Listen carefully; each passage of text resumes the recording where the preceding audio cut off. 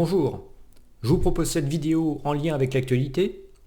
Le 4 octobre 2022, le physicien français Alain Aspect a obtenu le prix Nobel de physique pour ses expériences autour de l'intrication quantique et de ses conséquences. Donc ce que je vous propose dans cette vidéo, c'est de vous expliquer un petit peu l'origine de l'intrication quantique et puis les implications qui sont quand même assez fabuleuses. Voilà, comme d'habitude, je vais essayer de faire une vidéo un peu tout public, sachant que forcément c'est un peu plus délicat que ma précédente vidéo sur les mécanismes du climat. Voilà, allez, c'est parti. Pour expliquer le principe de l'intrication quantique, je vais prendre l'exemple d'un atome qui émet un photon. Prenons un atome d'hydrogène, constitué d'un proton et d'un électron. Il faut bien comprendre qu'en l'absence d'interaction avec l'environnement extérieur, l'électron est une onde qui occupe tout le volume de l'atome. Par contre, si on cherche à le détecter, il se transforme aussitôt en corpuscule, en un endroit aléatoire occupé par l'onde, donc à une distance aléatoire du noyau. Plus l'onde est dense à un endroit donné, plus la probabilité de trouver l'électron à cet endroit est forte. Si on fait un grand nombre de détections successives, on obtient une distance moyenne que je représente ici comme si c'était une orbite et que je vais appeler une orbitale. La distance de cette orbitale est plus ou moins grande selon la taille du nuage. Imaginons maintenant que l'électron se trouve dans une orbitale lointaine. On dit alors que l'atome d'hydrogène est dans un état excité. L'attraction électrostatique du noyau conduit naturellement à ramener l'électron vers une orbitale plus proche. Or, l'électron, en tant que particule chargée, crée ce qu'on appelle un champ électrique. En se déplaçant, l'électron provoque une perturbation locale de ce champ. Cette perturbation va se communiquer de proche en proche et se propager sous forme d'onde électromagnétique. Cette onde électromagnétique émise correspond à ce qu'on appelle un photon. On voit que le déplacement de l'électron d'une orbitale à une autre n'est pas instantané. En fait, l'électron initialement sur l'orbitale haute commence à s'étaler sur les deux orbitales à la fois. Plus le temps passe, plus il y a une forte proportion de l'électron sur l'orbitale basse. En parallèle, le photon émis est de plus en plus long, jusqu'à ce que l'électron se retrouve entièrement dans l'orbitale basse. Si on cherche à détecter l'électron, on a de plus en plus de chances de le trouver sur l'orbitale basse au fur et à mesure que le temps s'écoule. En parallèle, on a de plus en plus de chances de détecter le photon, puisqu'une fraction de plus en plus importante de son onde est émise. Finalement, on voit qu'on ne peut détecter que deux situations possibles. Électron en haut sans photon émis, ou électron en bas avec un photon émis. Ce qui est fort, c'est qu'en l'absence de détection, l'électron et le photon restent des ondes.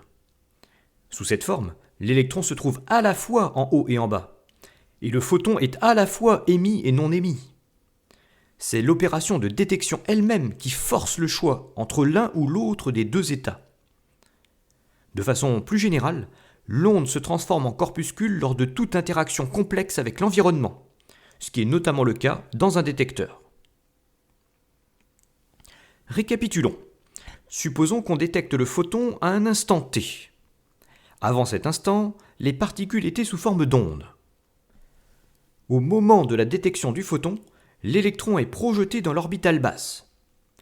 Autrement dit, l'action sur le photon entraîne une conséquence immédiate sur l'électron, qui se trouve pourtant à un tout autre endroit. C'est le principe des particules intriquées. L'action sur l'une entraîne une conséquence instantanée sur l'autre. En fait, ces deux particules doivent être traitées comme une seule et même onde. Elles n'apparaissent comme deux particules distinctes qu'au moment de la détection. C'est encore plus fascinant si on imagine que la chute de l'électron dure très longtemps, jusqu'à ce que le photon atteigne une étoile lointaine. L'action sur le photon provoque aussitôt un événement à plusieurs années-lumière de distance, sans aucune limitation due à la vitesse de la lumière. Ça veut dire qu'il y a une téléportation instantanée d'informations d'un endroit à l'autre de l'univers. On remarquera que l'homme n'a aucun contrôle sur cette information qui se téléporte. C'est la nature qui choisit si on détecte le photon ou pas, donc si l'électron est tombé ou pas. Il y a longtemps eu une controverse à ce sujet, initiée par Einstein. Selon lui, l'électron s'est mis d'accord avec le photon dès le début, sur l'instant où aurait lieu le processus de détection. Ça permet d'éviter l'hypothèse d'une téléportation d'informations. Mais en réalité, la vision d'Einstein est fausse. On peut vérifier expérimentalement que c'est bien au moment de la détection que l'électron choisit de tomber dans l'orbitale basse. Cette confirmation d'une communication instantanée entre particules intriquées a valu le prix Nobel à Alain Aspect en 2022. Ça implique un constat encore plus fort. Supposons qu'on détecte le photon à 9 années-lumière de distance. Ça veut dire que le photon a été émis 9 ans plus tôt. Donc que l'électron est tombé 9 ans plus tôt. L'opération de détection provoque donc une téléportation d'informations dans le passé, pour dire à l'électron qu'il faut tomber à cet instant précis. Encore une fois, ça n'entraîne aucun paradoxe. C'est la nature qui choisit l'information à téléporter dans l'espace et le temps. L'homme, lui, ne peut avoir aucun contrôle là-dessus. En particulier, on ne peut pas téléporter une particule ou un individu dans le passé ou dans l'espace. C'est comme si l'onde connectait tout l'espace et le temps au cours de sa propagation. Un être humain ne voit qu'un point P à un instant T bien précis. Mais le décideur quantique englobe tout l'intervalle spatio-temporel. C'est lui qui choisit où et quand la particule va se révéler dans l'univers observable. Ce décideur quantique, les croyants l'appelleront certainement différemment. En fait, ce sont des notions aux frontières de la physique, qui correspondent aux choses mesurables, et de la métaphysique, qui traite des domaines invérifiables. Ces réflexions métaphysiques portent sur cette notion de décideur quantique, dont les choix semblent être purement aléatoires, mais aussi sur la notion d'individualité. On a vu que les deux particules détectées formaient en réalité une seule et même onde avant la détection.